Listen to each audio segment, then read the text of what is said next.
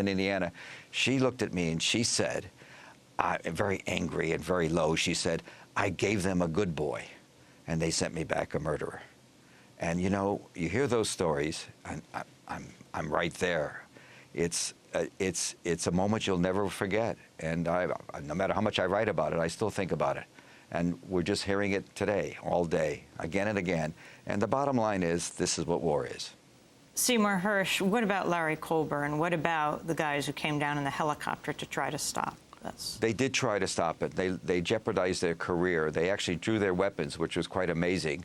And they did stop in the short term, they stopped the slaughter of a bunch of women and children who had taken a refuge in a cave or in a complex, in an underground complex. And they did stop them from being shot immediately. I don't know whether they were shot eventually or not. What do you mean they drew their weapons? They drew their weapons on their fellow soldiers? Yes.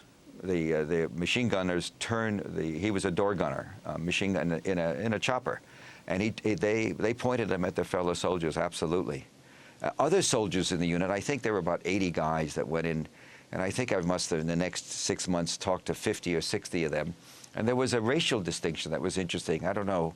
It seemed to me, just on the basis of those I talked to, very rough, that the vast majority of the African American and Hispanics shot, but shot high.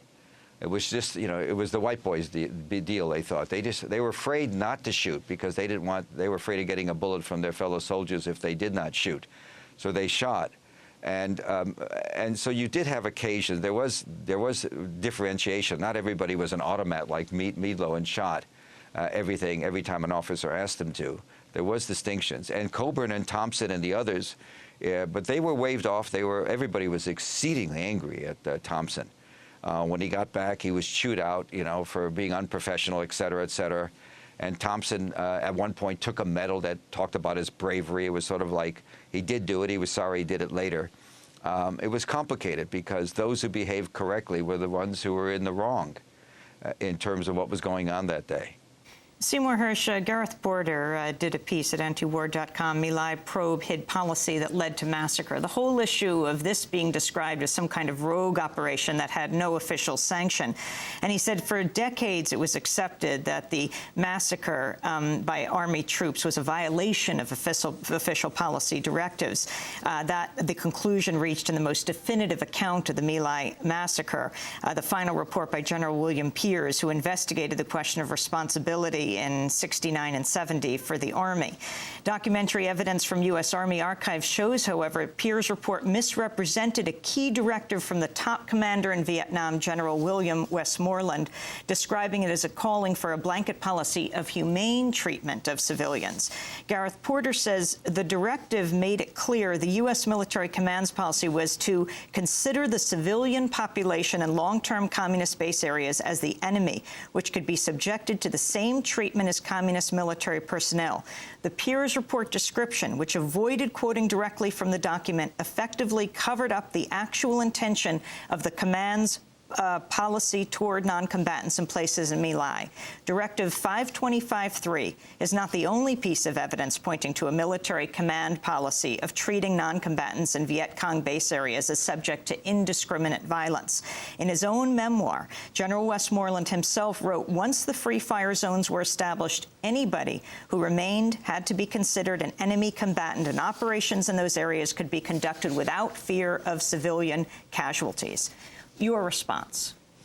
Look, I spent a lot of years looking at it, and I can tell you, the notion that this was in any way justifiable was just not brought up. There may indeed have been a piece of paper like that. You know what I mean?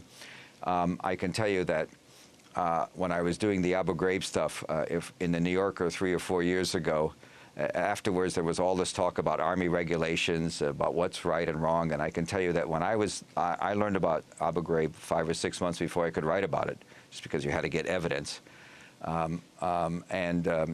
Nobody ever mentioned the word regulations to me. In other words, the whole notion that there were regulations of what you could or could not do. In the case of the Iraqi war, there was no limits on what you could do to prisoners, just don't get caught. In the case of the Vietnam, the only problem with Gareth Porter is a good reporter. I've known him for many years, and he certainly knows Vietnam better than anybody. He wrote a lot of great books about it back 2 or 3 decades ago. But in this case, it just never came up that there was any justification. Indeed, there were areas in free fire zones in which anybody who they would go, and the American position was we would say to people who had been farming in this area for who knows 1,000 years, their families, and suddenly declare it a free fire zone and offer them a chance to live in some prefabricated housing that we were building, and anybody who chose not to go was considered suspect, theoretically. But there was also a common sense approach, which was, in this case, there was no enemy combatants, there was no shooting, there was no opposition. Everybody understood this was just sheer, random, violent murder. So I don't think, without disagreeing with what he says, because I simply don't know, that defense was never raised at any point that there was any justification. I would think. But then yes. the bigger point that this My Lai was not isolated. The idea, the Toledo Blade reporters who've done this remarkable job talking about the dozens of My Lai massacres that have never been documented. They're just, but to take what you're saying to its logical extension, essentially, the argument would be that anybody could shoot anybody at any time. With there would be there was just no laws at all. And clearly, here in the case of My Lai, everybody knew something wrong had happened. There were immediate investigations, and it was covered up. But it was considered scandalous and shameful upon subsequent investigation. Everybody knew a grave mass crime had been committed. And that doesn't, of course, and Piers, I was very critical in the stuff I wrote, not only in the eventual books and stuff I wrote for The New Yorker back in the early 70s, very critical of Piers, because it turns out another unit of the same task force to which Charlie Company was attached, it was called Task Force Barker, I think there were 3 companies, they ended up killing over 100 people, innocent civilians, in a village a couple of miles away or less, Mi-K 4 or Mi-K something, whatever it was called.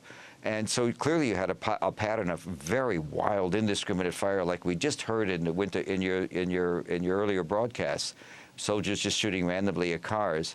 But it's just, I just have no evidence that I've known about that you could simply go into a village and shoot indiscriminately. You did. It happened often, but it was always considered to be a crime. And this was certainly considered by everybody at the time to be a crime. Your reflection now, as you hear an excerpt of Winter Soldier, will be doing these hearings all week on this 5th anniversary. No corporate media coverage of this weekend. Remarkable gathering of hundreds of active duty soldiers as well as veterans describing their own experiences, echoing back to '71. The Winter Soldier hearings of Detroit, Michigan almost got no coverage as well at the time. I'm somebody who works in the straight press. I worked for the New York Times for 9 or 10 years in Washington, doing a lot of good stuff. And I'll tell you, I've been reluctant to come to it, but I have to tell you, the Main Street press in this administration, they've failed the First Amendment. Jefferson would be turning over in his grave. They've missed the great moral story of our time, which was the inadequate facts on which the president went to the war, extended the war from Afghanistan into Iraq. They've missed this complete. This is a presidency that, we have a president that uses words that, we don't torture. We'll have to leave it there. The economy's going great. Seymour Hersh, thanks for joining us. Our website, sure. democracynow.org, where you can get a copy of today's show. I'm Amy Goodman. Thanks so much for joining us.